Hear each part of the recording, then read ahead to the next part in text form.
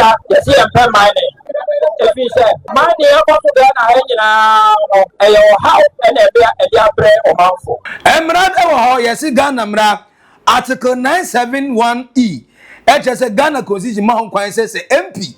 Eya boni bi na se boni no eya de a ewa so twe a MP no ye obetima lose ni seat anase ye betima convict no. As we speak, he is actually in court being arraigned, and so let me also indicate that as members of parliament we do not consider ourselves being above the law. So maybe on mobile no at what point I'm free NAIMOS for no me no mujira on the free ko ya me sai ko fa o mobile no kre ni when Erastus Asare don't ko say sa the MP ni kai na say ado obo na so check until that it is o ka say na wo twemu akwa a anya no kre o ojina ho enyomo engage for hours, and he demanded that they remove the handcuffs from those arrested, and the soldiers said no.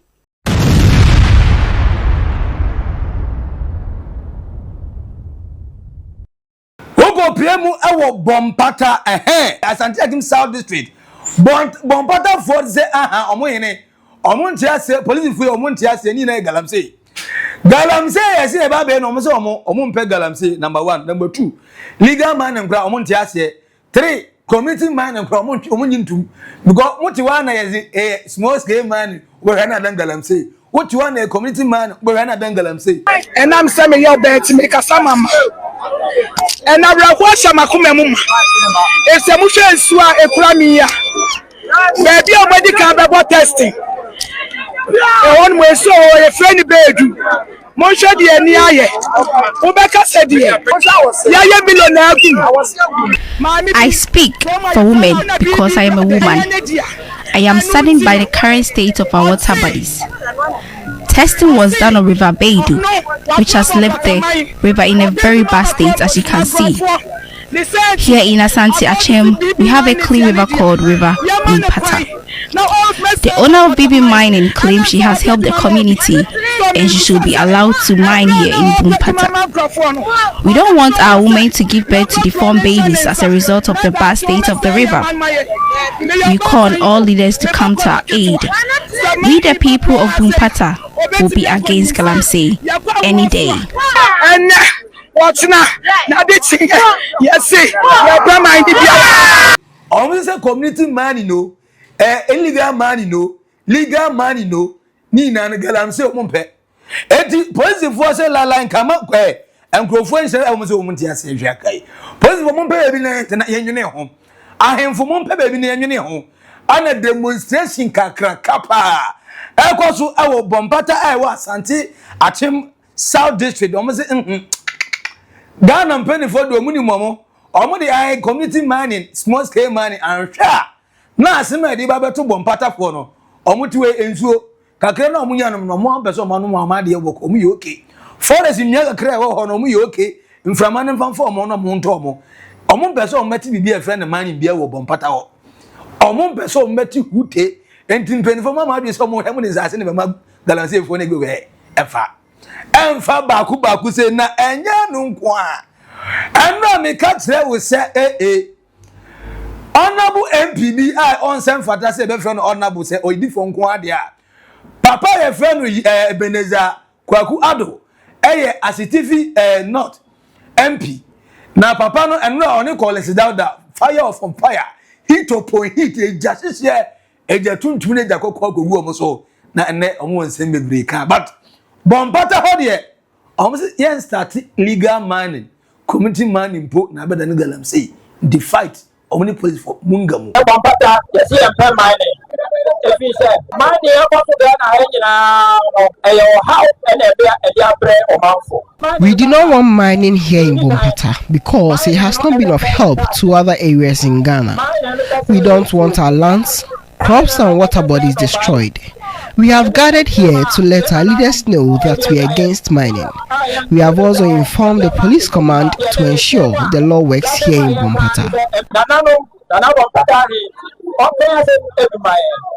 Now, and after say IGP Christian Tetteh Yohuno, Eka say Ghana police for CID refer case na regarding NAIMOS National Anti-Illegal Mining Operations Secretariat Task Force.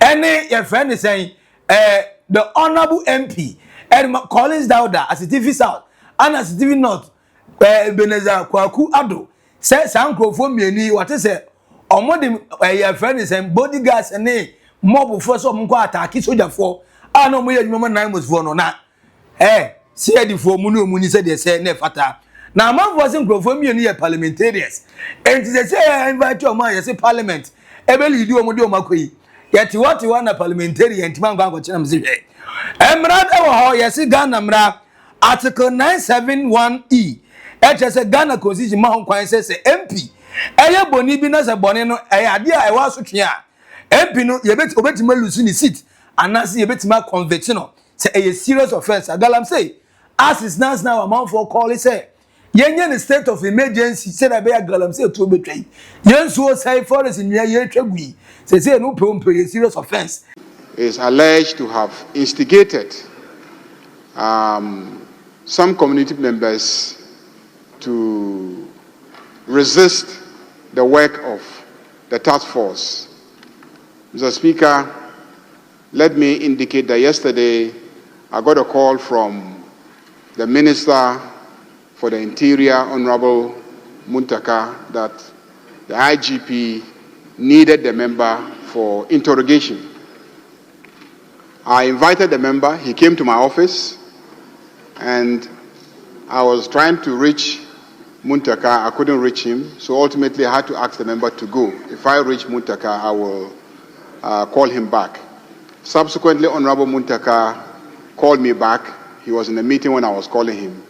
And I told him that I had invited the MP. He was ready to come see whoever he should see, but because we did not hear from him, I had dismissed him.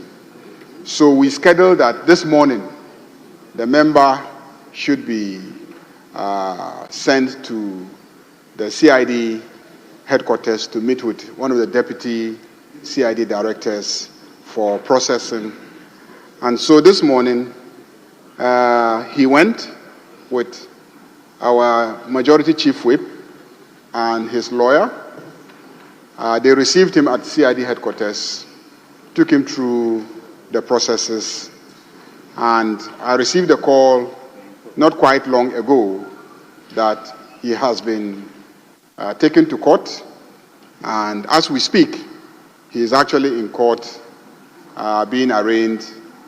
And so let me also indicate that as members of parliament, we do not consider ourselves being above the law, that we are always ready to be held accountable for our actions and inactions. Adia akuni pa baku 80 nanu here because some go Galamsey any legal any illegal man in wasem ama environmental minister and minister of defense plus other party members need soldiers every mono untimi gase we nye serious case enti a very serious case the pass say you find Asutifi North MP Ebenezer Kwaku Addo say we di fongo ade oni college that ye betima yomo anase by election because both Asutifi North and Asutifi South at the same time you betima start chomotum e dia ka ho na why ana enema ekoso no Ministry of Lands I request say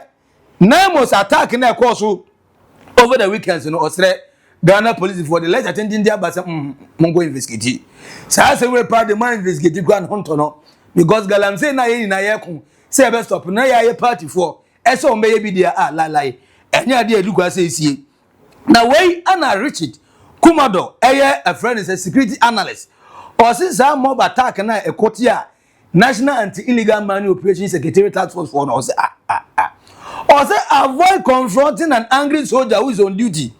Or say one ye careful, one ye steady. Or say them we yenka soldier for book of ye say king.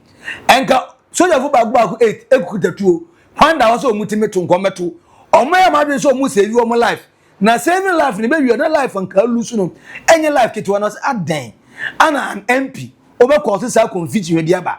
Or say soldier for ye ndebe say who be there who there where na slaughterhouse ni be slaughter mu ni na. Or say dem mu ye de amanfo mo a friend say Ebroni krom eye ne de antwe ye kura next time so mko soja for sa na so mo bugofu ahwe Ghana ye ntia sempa NAIMOS. I quickly checked the total number of officers involved, and it was the director plus some other people, which was 10. So from the narration and from the checks you have done so far, let me also say that everywhere NAIMOS has been, I have also been to those places, particularly the ones they were broadcasting. I have also been to those places to verify, to confirm. I first sick and I came back to base. So this particular one, it was a spot check, but because it was a spot check, and they got into an area where there are police officers, the first call or the point of call should have alerted the police officers that they want to do a spot check. That was not done. So I think the NAIMOS, in that regard, the NAIMOS leadership will need to reassess the methodology and review the approach. And that will help them to escape every entrapment and entanglement at any time, at any point involved. Particularly when they get the police involved and they get the BNI involved, and places where there are immigration officers, they have to get them involved, whether it's a spot check or it's a major assignment they want to take. Then secondly, when we check, you realize that we have always been of the view that this whole exercise of NAIMOS and the fight against inappropriate money, if you liken it to Operation Vanguard was doing so well until they were called back. So I remember about 2 to 3 weeks ago, I signed a warning that we have not had government interference in the work the man is doing, leading Operation Vanguard, which means that he's doing so well. And we sound alarm that politicians shouldn't get involved. But it's a known fact that the fight against inappropriate money, it has a political interest, has a business interest, it has an investment interest, and it has a national security interest. And I've always maintained that when you take all the interests away, particularly the political interest, and you live with a national security interest, these are soldiers, these are military officers, they know what to do, and they will get in there and distract them and make sure that they cut off their supply lines, and you will be making progress. Then the last point I want to make when I heard the news was that these are soldiers, there are 10 of them. If the mob want to beat them, they may succeed beating them and killing them, but these are soldiers, they will fight their way out to death, or they will fight their way out to escape. But then that will also lead to some level of subsequent actions which the general public will not be appropriate with, will not be happy with. And I hope I'm not coming under the nature of the insult and the flags I have come over the weekend. I have done this job, Roland, for 29 years. Since 2009, I have been on TV and radio consistently, persistently. And I'm one of the people who have held soldiers accountable and have held law enforcement officers responsible for their actions. But the point I'm making is that, let me say it again, avoid confronting an angry soldier who is in line of duty. There might be some ramifications and there might be some consequences. Because you know why? These are soldiers, and they know that when they put up an awkward behavior, there are consequences for that. But sometimes, because of their make and because of the training they give them, they dump the consequences and face the nuisance of it. In this particular one, a whole nation has given them assignment. They were in the course of operation. They were in line of duty. And if you attack them in the manner you did, then they will not sleep and that will not slide. If you slide, you have taken the power away from the NAIMOS people, and it will feel like just like all the other ones have failed this country. Now, and on a DC, or Asutifi South, your friend, a friend, DC, Asutifi South. And they say, or the other say, oh, Debbie, NAIMOS attack and I call Editia, Papa, your friend, a soldier for Baku 8 years. Yeah, come once a year, say, oh, yes, you're mobile.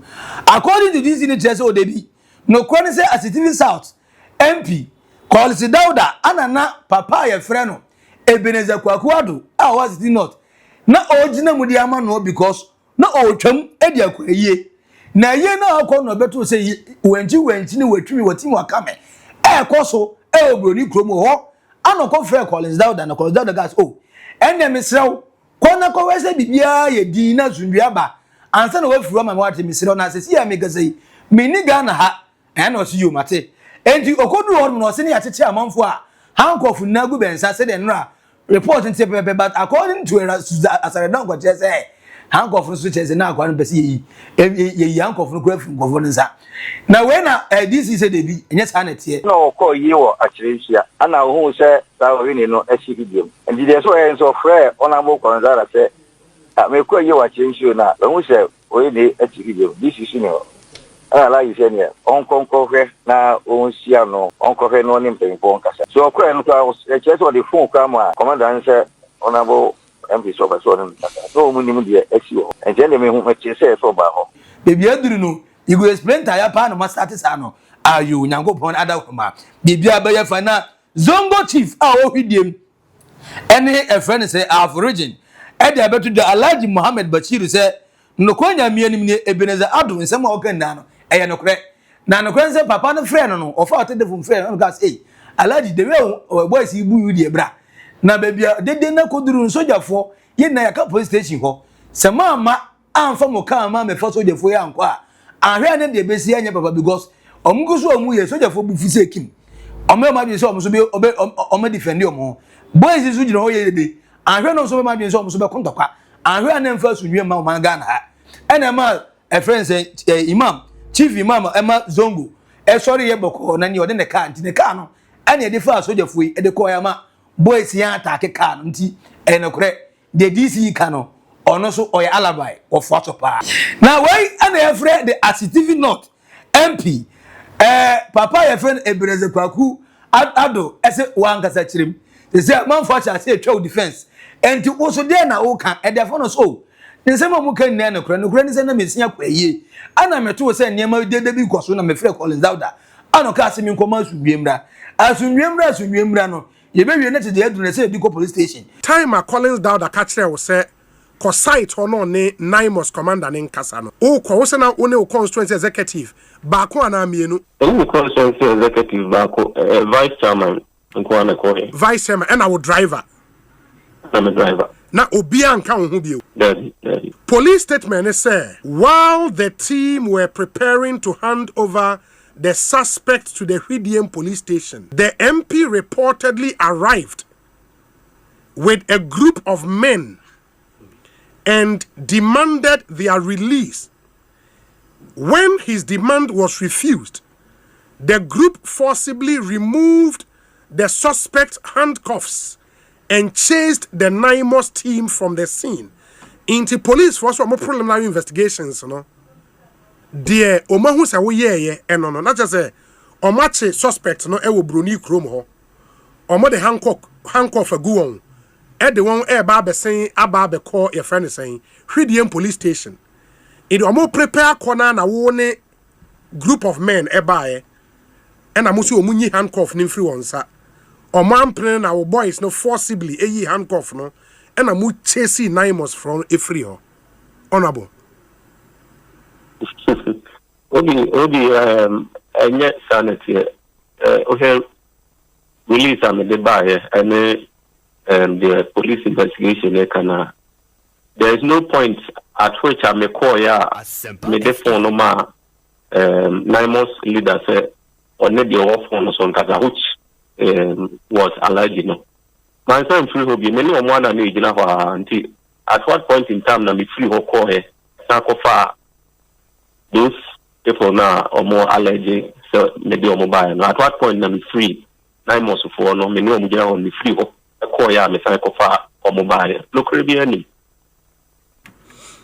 enti mufri broni krom ho eba Hwidiem police station no woni NAIMOS for ni na free ho be say ko Hwidiem ho yes so mu tu o mo car na me so me movie me so me car no and I'm the so we all arrived at the place. Omo police station once and I mean police station because no mo car no be any. And at that point, omo di omo ko nyina na handcuff egu suspect nensa. In fact, car now omo edu omo tenamo no was another pickup. So me use car me use which is party pickup.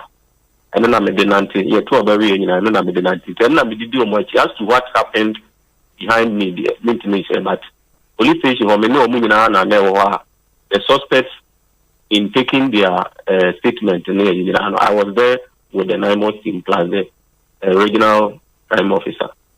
Suspects now, NAIMOS for next year, more Bruni Krum Hono. Do you know them? Yes, I know them. I know them because they have been in Hwidiem for so many years. My Hwidiem time for 9 years. And I know them. Unimomo, yes, apart from say Omo Hwidiem on Unimomo as Hwidiem, who are they? What do they do? They extract gold from the tailings Omo Ekotodeba Hwidiem. That is what I know, say Omo, and other business. You know, Omo drill boreholes in the account. They have machines on the drill boreholes, and but I have known them since my workings in Hwidiem before I became a member of parliament. Oko site or before say Honorable Collins, obe friend na one commander na kasano. One kasan komobe na one commander ni diye. No, I was going for a funeral until me got Hwidiem and he said attention. That was when I called Honorable. Sure. And I went straight, Honorable was on the line, I went straight to the commander and identified myself as the member of parliament for Asutifi North. Now, I needed to say, leader no ekasa. No, I didn't know the leader as at that time. I know I identified Homame. The share na ta de no bono na idi go honti. And I'm in man so on your opinion in Kasa. So I handed my phone over to him. And I was with him. I was with the Mansan Kobe BAB. Me pacho udru hon na a soldier for an inquiry suspect no match your money in the war. And another young men a free chrome abba site ho. Me drew hon na soldier for no and suspect no motive form. And but there were other young men who were also standing behind that. They couldn't come to the place and soldier for no or more head there. There were people already there. There were some of the boys already there. Oh, okay. There are reports that suspects now police for one more party for within the area. Can you confirm that? Well, for that I can't confirm, but I know that they are in Hwidiem or more and I can't confirm whether they are party boys, registered party boys or sympathizers of the party. But as youth and Obi Amaya Hwidiem, I know them. Hwidiem or more. Before Samuel drew in the Mudru Hwidiem police station, no time I would be NAIMOS car next year. Mukodu Hwidiem police station, no describe the scene and the police station on the train. Mudru hona a hot saying. Before you do police station, it is free Bruni Krum hona other block or my party cars will come who you in a quina or move it really said the end of the muso. Police station anymore. Meaning, sir, na ebio manya hint, sir, NAIMOS for natching cophobia or Brunico Modi or more banner. Anna may suspect it.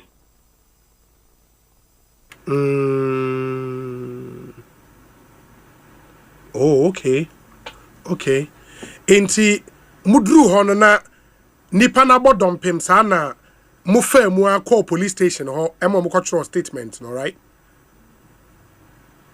You do have any panabodom, no say soldier for no the camera police station, and I mean so me pack car and I mean so me go hobby. Okay. And the as at that time, no, now the people are just marking up because now I see say news, no, a trendy with Krum Hope, Mina, and we all see the Akrano AP about the ready consult, Tinanipano. So I was with them in the police station. Me no more than the police station. And Sakrana, regional crime officer, Baho, ama the Kenya State District Police Commander so about mobile the toll say me and the FPU commander Mr. Kufu mobile na me inside the next soldier phone there was no be anti-MP. O statement o kasa wo na wo frɛ Zongo chief ne say omra. Yes. Now also we said na crowd na ba no. Now he said I need to engage other opinion leader and he was the one I called. The Sumama Omoko ni fi because what a Hwidiem wa. Omuwie bibia na Zongo chief car na di soldier for ni free ho call New Montono. O san so to aso call waye no. Actually say you need the mantimi anko say eduru me menda ya na me ye ne say me dika for a year no de wo ichire na me abewie ni krum. And he said the scene no sikwaye you know from there 2 o'clock to 5 o'clock no. I was stuck there ensuring say you did me maintain peace and order. Until around 5 o'clock now me who says the team are resolving issues now police for no take you over the regional crime officer take you over the some of the items are NAIMOS for no CZ you know. No who say I say they're thinking about for because at that time we not zongo here no I catch there say or kofane car and I know the zongo here no say boys no captain at muti or no the car but they are and ya they say bibia this and I so me crowd mona me call so I couldn't go to the Asutifi funeral because it was 5 o'clock almost. There was time about me constituency about a year now a woman so I only managed to attend 3 of the funerals and Saturday in SMECO because a year no about 5 but me call 3 because of the incident you know my make car hoche police what on Safrel. Yeah, as we speak, I've had an invitation from CID and I'm honoring it. My leadership here, I've spoken with them that I'm availing myself. Honorable Ebenezer Kwaku Addo, oh yes, sure. No, are you sure you are lying? Are you sure you are lying? Or say the all cannot any do any naked truth. And or they two Ghana for any.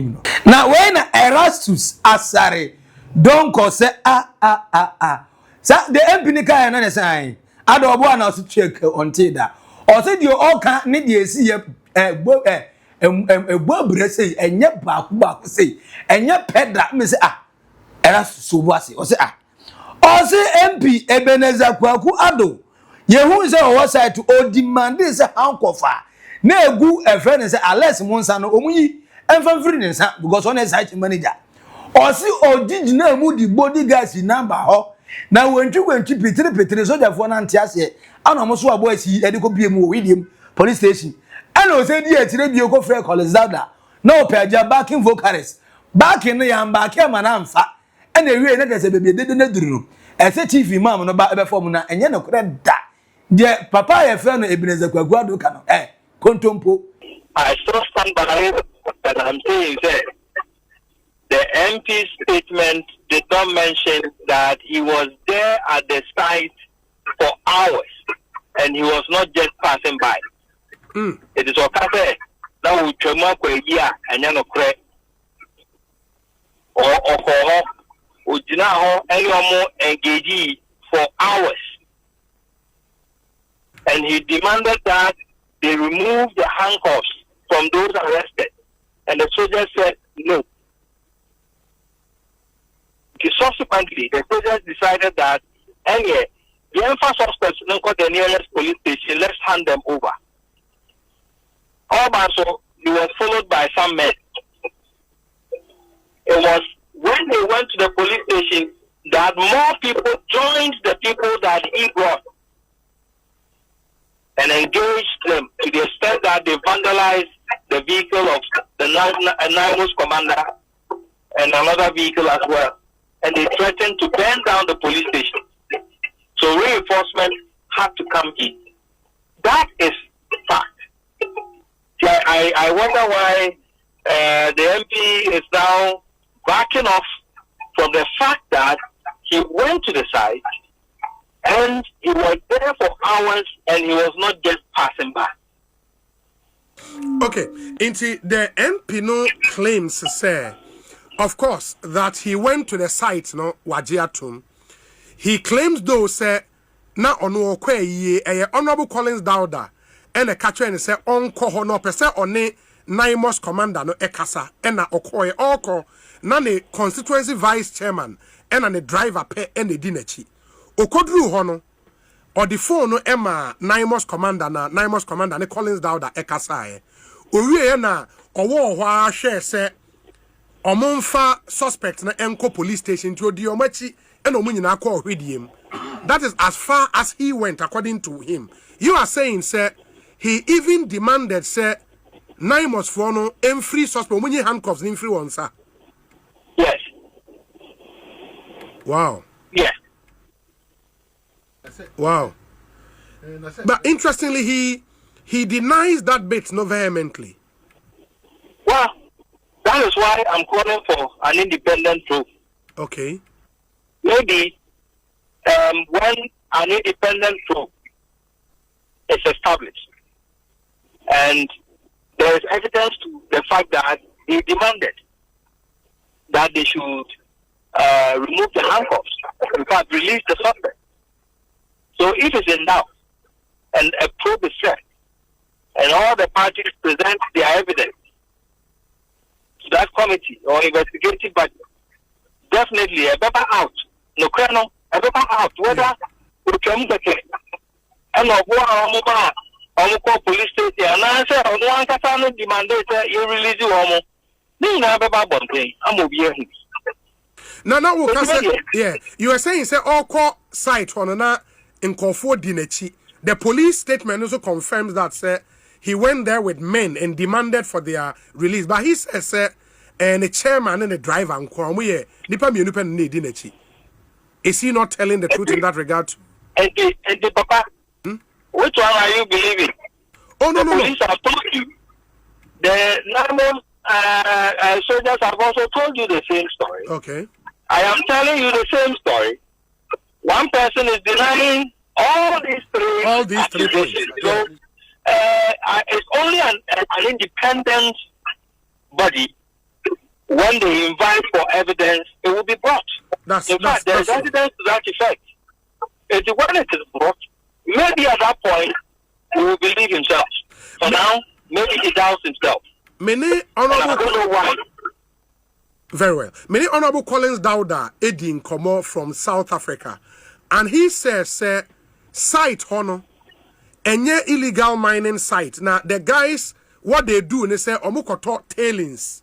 Now, omona babe wash it, enya gold. They are not engaged in destroying forest reserves or water bodies. Tailings. Their friend is Sanko. Investigation. I am more dangerous than even mining in the forest reserve. Hey. One, which I almost said, a dear chemical, and almost did TT tailings, you know. Which I okay? All you see cyanide, any another form of acid, any TT tailings, you know. And I have followed this for some time. They said, one more, and they said, I realized, they said, yes. Now, tailings, normal realize it's about 70% of recoverable gold. That's it. Almost giving you gold, 70% still our tailings. And so say, many of the small scale for almost to talk and now almost you did a friend leaching almost the cyanide. And a Maxi, normal to pay, normal the yasim, normal the gum, normal processing. Now cyanide, no, go and Google and find out the effect of cyanide on the environment. That's what they were doing there. Now, Obiwa can say cyanide near the leaching. So in case of a say, oh, you're processing of gold. Do you need a license or you don't need a license? You need a license. And ask them whether they have a license to use chemicals to do the process. which of course is very dangerous to the data community now. Only at the end, because one, yes, the ensure time. A best simple asset, nearly near my area or someone down to underground water. In future, or be digging borehole, our area of a BR, so the show no and no one now the ABBR, the home channel. That is the danger or the dangerous aspect of Niamaya. Yeah. It's a part of Sadia Namaya on license. So many licenses are to me, Ben, on one of the no. Environmental Protection Agency, are they aware that only you should cyanide and the leaching? What have they done about it? It is a NAIMOS, and yet, some are general, and go say, you stop us activity now. What would have happened? And then you have people who are supposed to assist NAIMOS to do its job, fighting against it. Why? From your investigations, do you know the guys behind Sa site? No. Almost one leg came forward, indicating why an idiot. You see, your mindset about sex.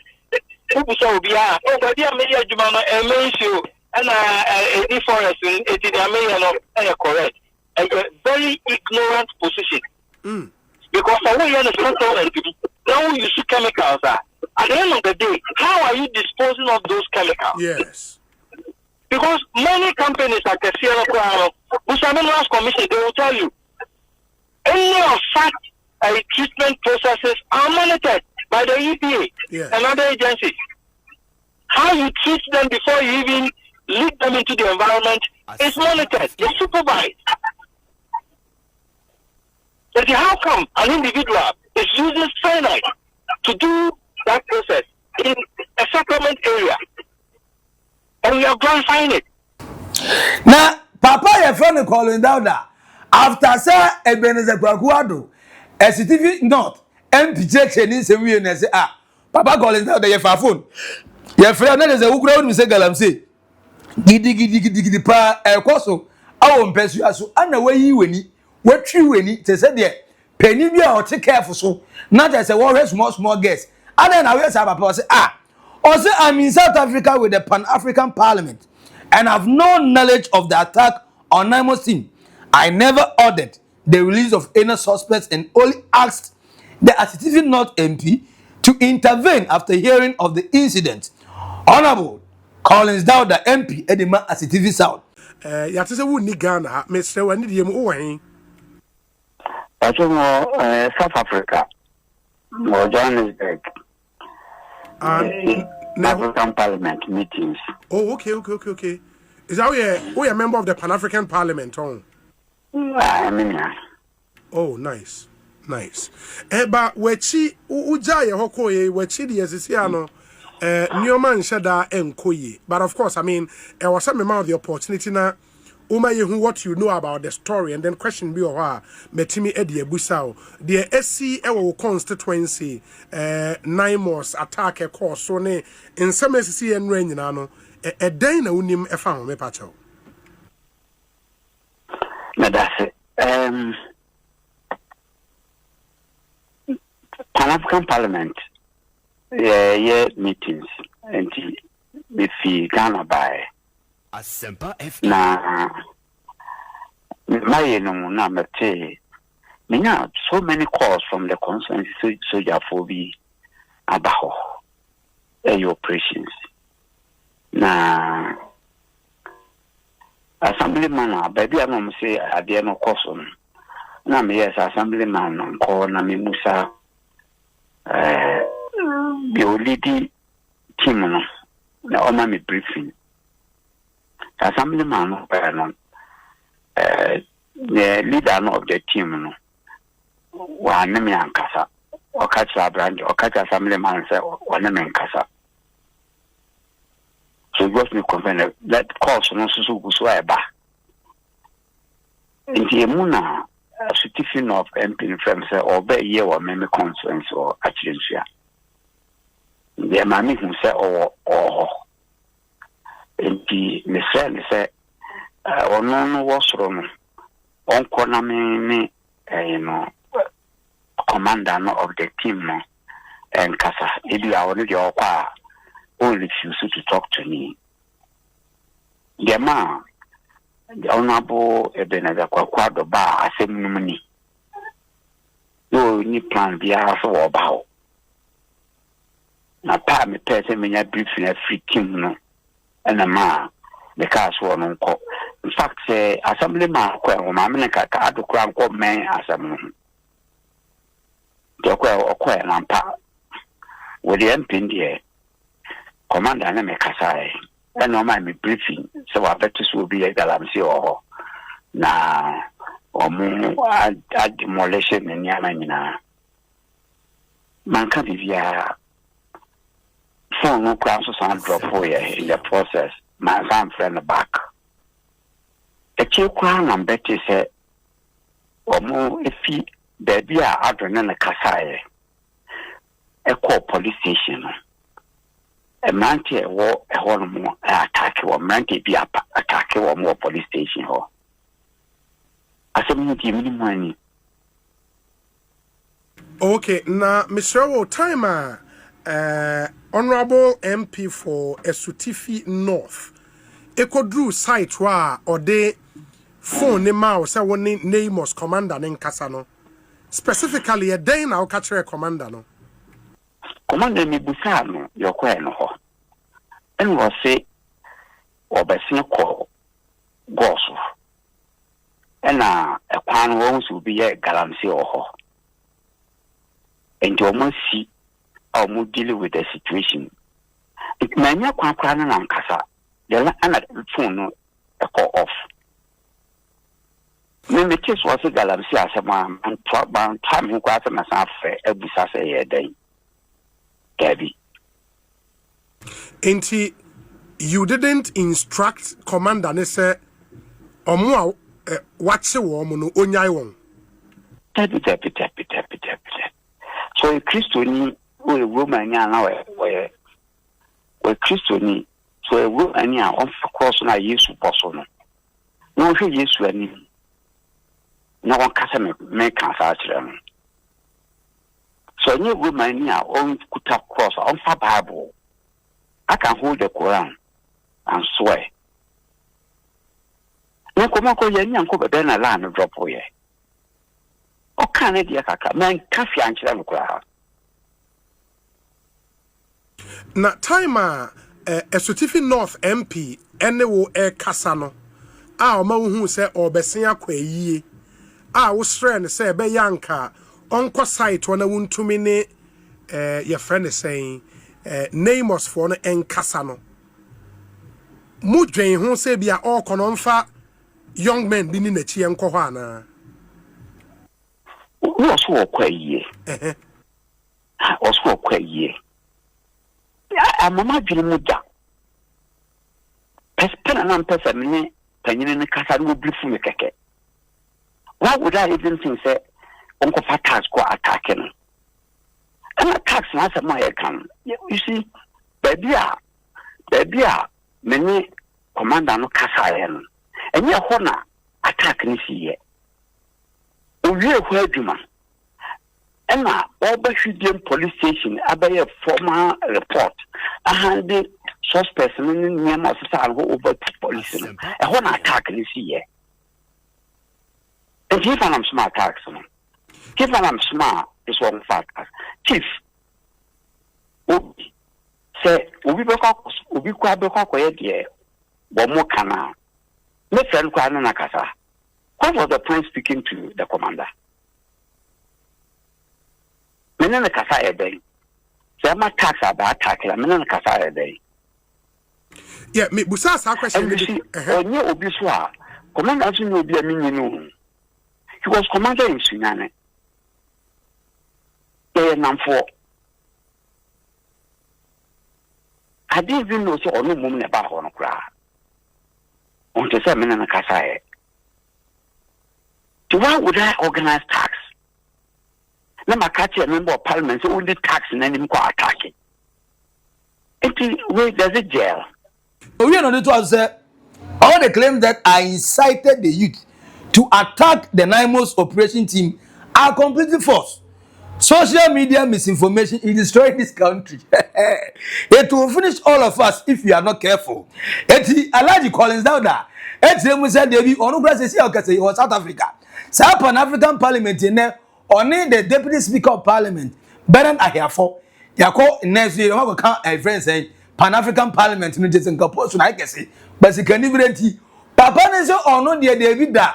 The oti ne say Papa ne friend no gas say na ekos wo mempeswa so de aboa na ma so nwemra ho eno anu no wan kase enya we bia onu gba onte da na de mu kekai eno so free fa ana say we amman for start ana social media na ma no yobi yenya obi bia na onto nwombo ne emfa Collins Dauda ho say me ma ye den die ampa na me maye me boni amai ne say social media e dey say bebo die ntia ye pass cyber security law yi amonti ase no we say so mu say me din kwa me say wa social media banti nebo ne odi asese na da bonten first no na moye ne yente sanko the side o go so side o de moye no hopa no ho election tin hu nipakuo kuma ya koso pa ho Collins Dauda de we ye ba papa nso oni mo hwe but ope oni mo hwe oba investigation na e be fa Ebenezer Kwaku Addo no eno abiso e be fa no so at the end of the day say ultimate justify prove e say ampa Galamsey no oni mo hwe unya bia ne no ano no na Bacho MP ade no yesi atua bedru Hwidiem kofa go so kwan so abedru highway ni so ntie no so wehu wo de yefan se enya wo boys enya na utu enya wo site yes topic Galamsey enu nti party for baako basis 5 ewi plus 3 soldiers for na ama baako ware wie ye kura nu 2 weeks baako ewo ye na mmro 1 month onto ne badi mpo we mu ni na afri mu ewie nti sacrifice amanfo de omon kwa to wa sacrifice no wo hu bienu ada na wa me report yes NAIMOS for kra no social media na mo bebia wo hu ye na asene wo de MP mu a wo hu ye ba wan sene se Ebenezer Kwaku Addo esi oni wo ngwa de oni wo ngwa che Kwaku Addo because ono de so otena o 8 years wo de wa na wote dada enti we are sure but o se de bi oni mu he na wai ande ekwo hu papa a friend say Alaji Collins Dauda 2024 bra election ba be court na say o ye campaign e so okasama ahemfo mu kromo ewu se ono otamati otamodo o support be e sa Galamsey ne de ahemfo mu na kwado mu adwum dada long time ago say de na your friend is saying Lands and Natural Resources Minister ka say ahemfo ni bi at say campaign o mu ka hu bi no aya Collins Dauda tell say amanfo keka MPP fo ni bi keka say na meme the China for ba ano mabedi mo Galamsey side na den de oso de bi enya no kre na me kra me hu se boys no etu Galamsey me ko fa e fe ne transformer e di ba ya omo se light na je se bo na ni pre me se like a year transformer me di ba ne kakrakai there is no way say nipa e wo kromo nko na yi so a enkade enso mo na mom no o wi ade mu de Galamsey but eno wampa ba osato aso kopie mu na po enchen Matthew Poku prempenche ma ka chen say energy minister mesro me hia transformer e wo me constituency ma papa ne bo adum ni bi ode ma no wie ye no de ba ye be bo ho ni mi se mu ye Galamsey ba wanka hwe wanka se enye o se de bo ho se de be o metima yo mu Galamsey kama aja wadu ye man penifo bi pa na bi atu ye ni mi wei o ya lajo wa ko me ka ba se o de kurungurun bia wa kwa ba o yo hwen ngoma odi ahemfo no na address yo mu no enti ahemfo no ya we ono MP ya we o ya we se transform no god by ni Galamsey fo na ezu e de yo mu personal things na so ya mamu kwan e mamu ye e be sin ne na the government so of ati Galamsey no odi akire no one has John Dramani mama nsheda man to post bia no because the last time mama man minister position e ko ye poto this time around in san ka bi ezo still he de odo a oye enti we e Collins Dauda na odne all cause social media na mislead amanfo no onim hwe onte da say Galamsey bi ekoso no ono nanum tom minim say Galamsey ntin na ye hia transformer no se kro no kwa na Galamsey ni wono ma ka transformer na o ka be so kro no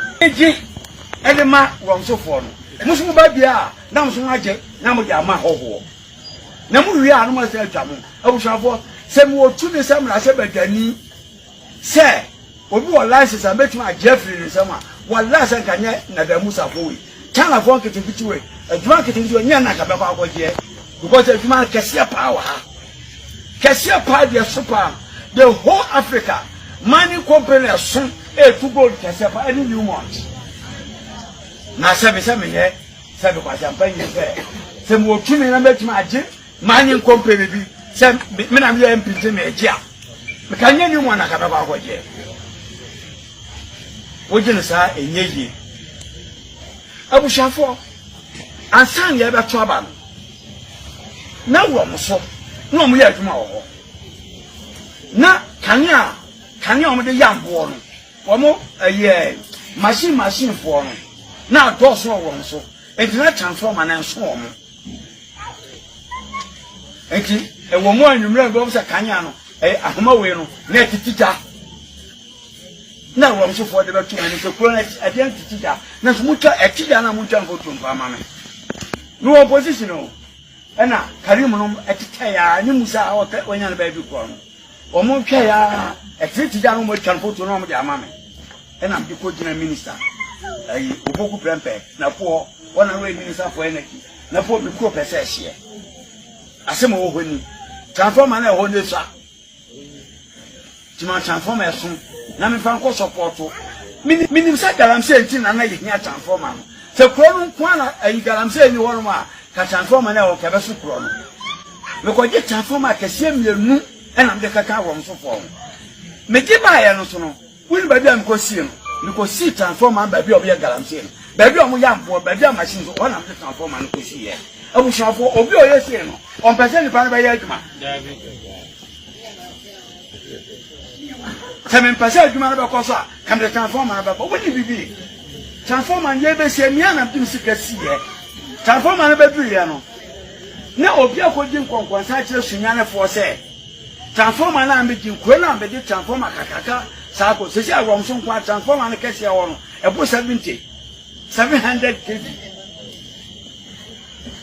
ya che so ke obi abusa se na ko na so sai e de transformer kese se ko obi akoji nkonkon sa se Galamsey tina me de transformer ko na Galamsey nya me yedi ana so da bi mi ametwaka am yaye nya na bo pa me ye transformer na obi ye we ya no pesa ade ne sei nya ni ye no ope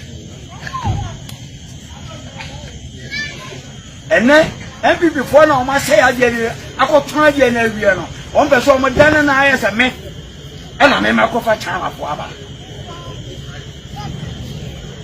na chame me kanade minim chana fo bibia na da mu so am de license mo minim fo bibia na me nya bam na opuka tese me chase se na chame obi am wo opposition me wo opposition no MPP for chamani MPP for de me ko court if you wo che edru ba bi no me ko court Dauda na ma ko court brada na ma ko court Gara na ma ko court Yawada, Efiada, every day we can afford. Nam Copacho, the same by the Copa 5 days in a week here. Munyan Binamson to me now in Hokaka. Every was a tissue, then 2 days a person. 3 days the day of court. Now what you be out. Mia, me open a candapa. Candapa the slam. Mia Brasheba Daddy, Massa Janaba to me. To call to the baby, woman called Dako, the corner Dako in a week. Say, never be out. Can the packet and say, Manabo, what to know? Ya chishing the normal house at the center for. Uber Cosa. What could they get through someone say?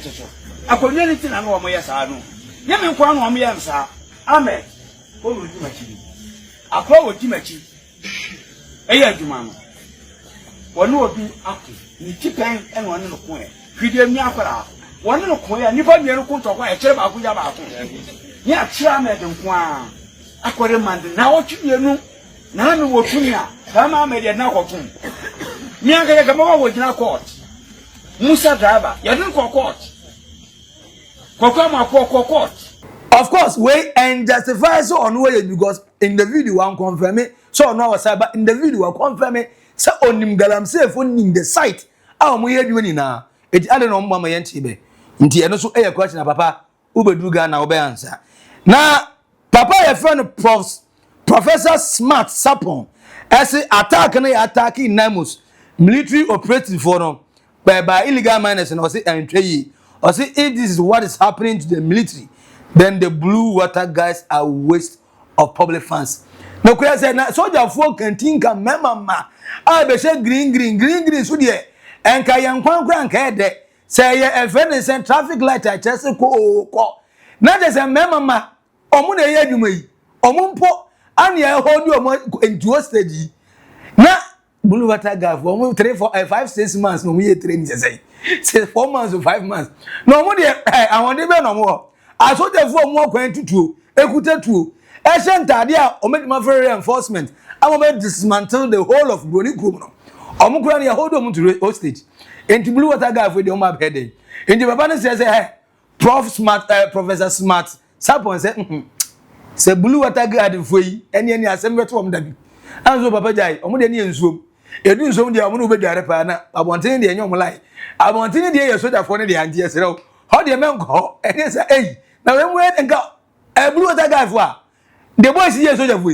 anka bakube nka bakube ni na ka omeku omu ni na ka bakuranka na nka blue water guard no wa honde ben security intelligence ben ana ode be hodi o breath e dia train say obenya reinforcement impo this is the reason why this particular incident no say a man for hu chirebe a man for hu chiro omu wi a it will serve as deterrent say be other friends in towns any district no ye kwa fight ya omu fight back. Water gas from the waste of public funds, waste of public money, waste.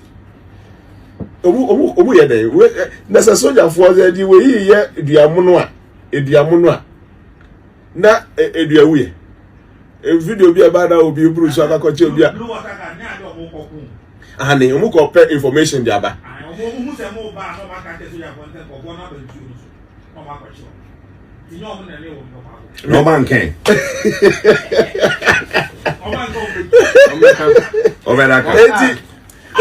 Maybe the other toto the energy Galamsey for you who pa the near blue water gas for no energy no. Me just say beti be meeting anywhere near, but this is the point. Na ya never can you na eko we say. Me nua ko fi so call climate action program B. Mo ko discuss climate change ni near Ghana ha.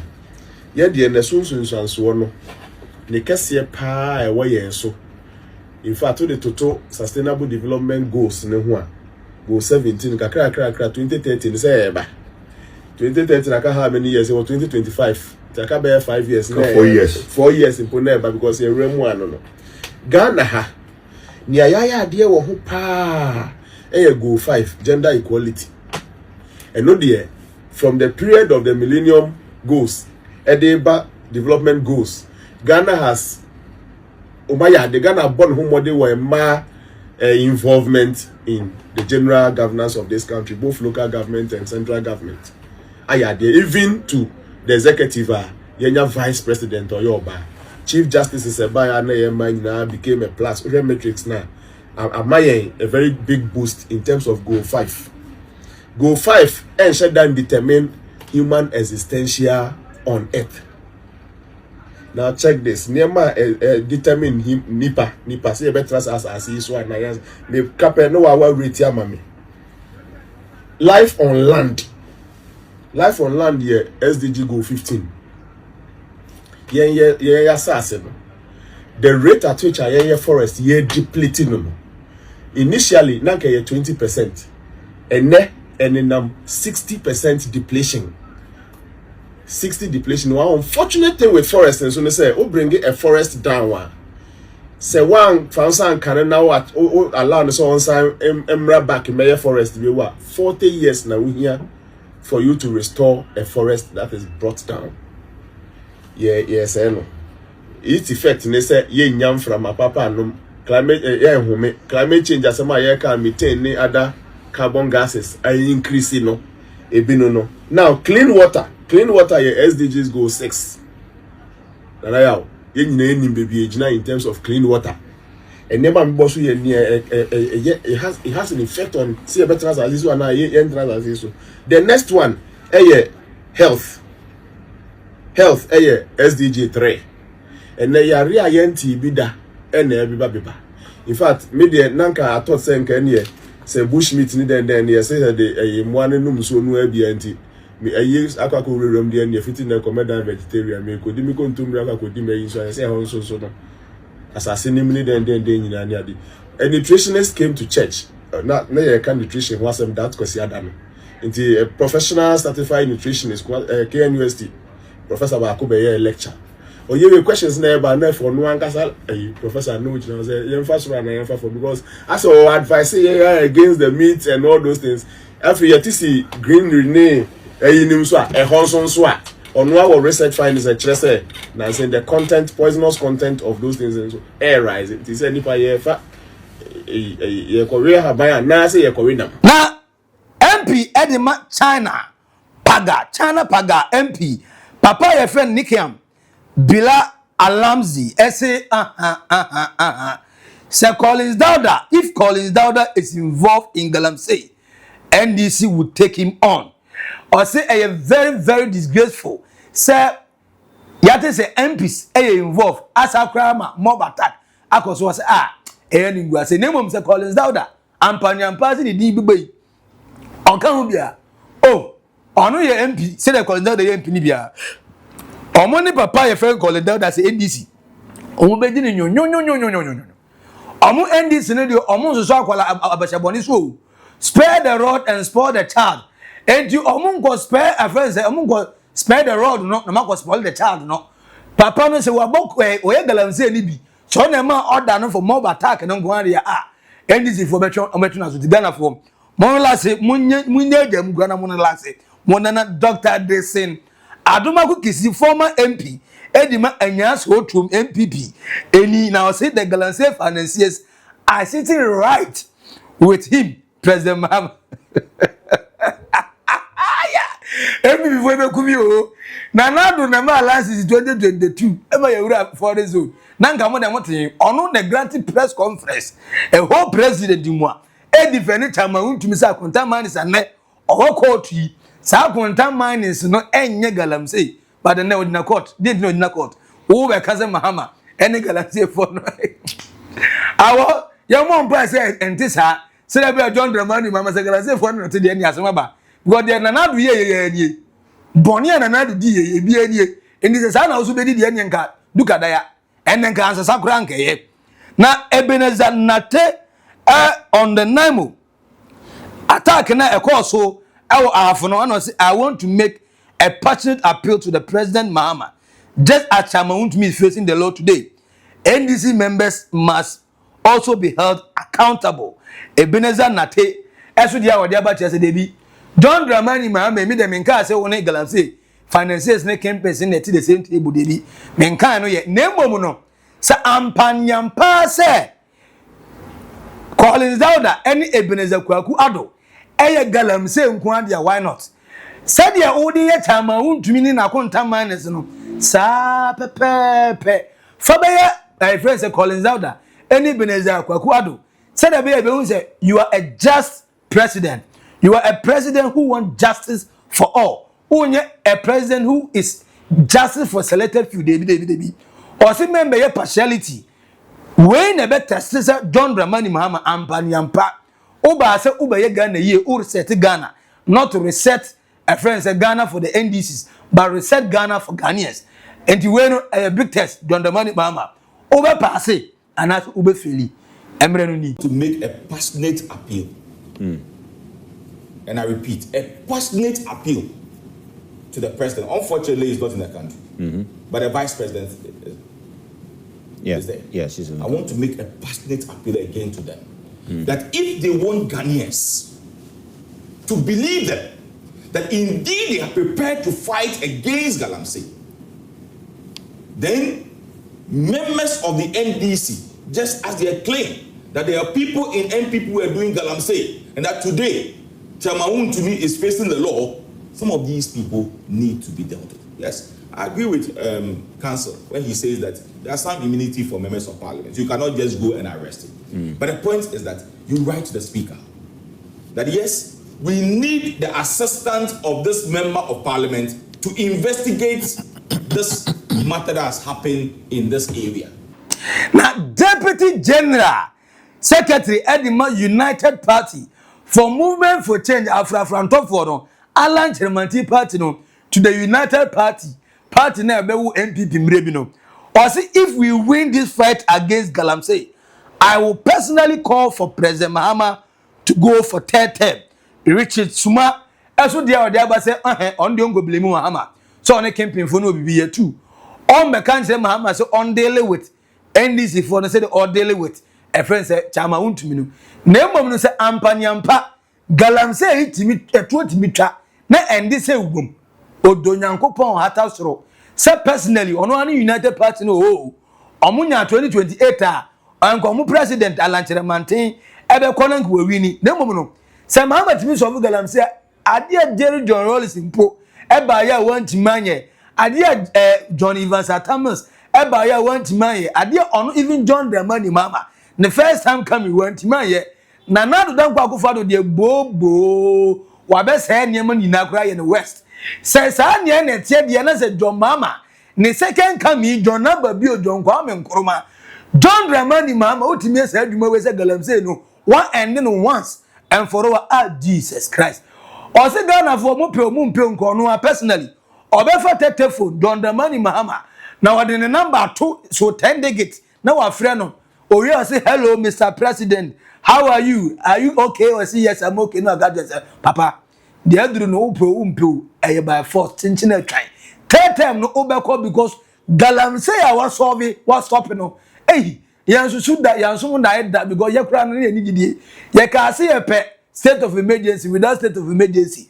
What man you were stopping Galamsey dear papa on our po papa twaso eduma no one or betima you are the hope we are bound papa nabo. Eti papa you very rich suma our United Party or a deputy general secretary just say or no personally on one of best call no your mama here say any on person go tell them na man so Galamsey no and then ho so then when you so we are on timi ga so nko tell them no be nya ko am say Ghana to say as every market day dia no ye de your friend say tell them at den day ba ade mu ya sure say be ko ne ye nya ka o hey ye ne say Ghana for ye fear mamu pa che pa o ye hu bia che because we 8 years here na dem ya say 8 years o ye 40 days in the wilderness pa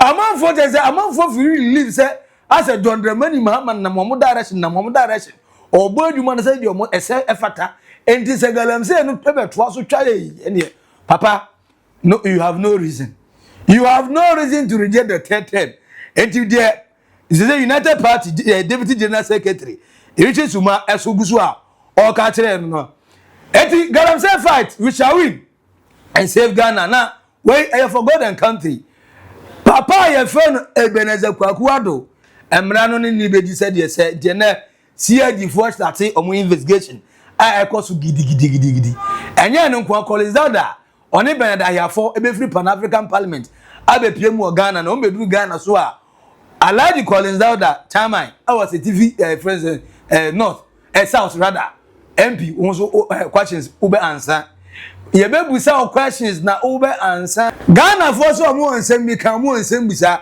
ultimi meye Galamsey mfa hu ni abra wo party NDC na was one best of stop Galamsey baby unko atifi nko hunu so ema na fu mebuisa se wan hunu so no sa no ma kone adwuma na de Allah wallahi enye ha enso ha enti se baby aduru no MP mienu ba so aye she rough eye hit eja tuntum ne eja kokko ene gu omu chem se ya eja gu mu chem eja no enye eja ketwa na eno eso na ma bompata esusu esese lai omukura de omumpeso mehu illegal mining omumpeso mehu legal mining omumpeso mehu community mining hey gold mu man pro e fom ho because legal mining small scale mining community mining and na turning to Galamsey I find illegal mining yi or say inti kroma police for the order to say mo bi MP mo bi anye demonstration mo say yenti yo say your team weni enti say your team weni o matiasi agrom ana o say hey ye ni abre ko yenti asia ye ni abre ko enti awo bompata this a one pata omo so omo ntiase Galamsey no enkoso community money enkoso legal money so small scale money so enkoso we amanfo so omo nya je papa one penisa because na say there are several other communities omo start say omo abeko e dey omo town omo ntwe ma hemfo mbeko police form mbeko National Anti-Illegal Money Operation Task Force Secretary for no man mbeko sambeko omo abeko enti so omo say Galamsey bi ono ma chase pam ba bon pata de omo so pata omo kra nye if say Galamsey omo mani nsi small scale no omo mani nsi a community man you omo mani ensi da mesi we mo piafu say ane ehwe de epanie se mo be say de amaye de na se Ghana e be ye rough Ghana ba ba ye de eti de say na mi ka say omo hanya mu say hanya police for make sure say peace e be ba aha sunye be ba nkrofo say ye nkonto kwaye ye say Galamsey na mamonye ba ene so mo ntiase ana se mo betiase you go understand why naked truth our Oldboga trends e didn't aso ba ko pe Maxi Billian comment section hono to wase always MPC mienu calls down than Ebenezer Kwaku Addo more both Asutifi North and South we are sure so we innocent there Erastus asare don ko akire mu but papa no so akire mu ma DC ana zongo imam o so akire mu debi papa no so der fo mum na obo mo ban na mum no enye so na esho mu kutupa enye on the friend nkrofo so mmebo soldier fo no ba Erastus asare don ko so akire debi and this na mum no onu mum na yes adwuma no de ne ya ka ne se CID for investigation ye behwe se ebeye NAIMOS no be report ebe ka mo so mo de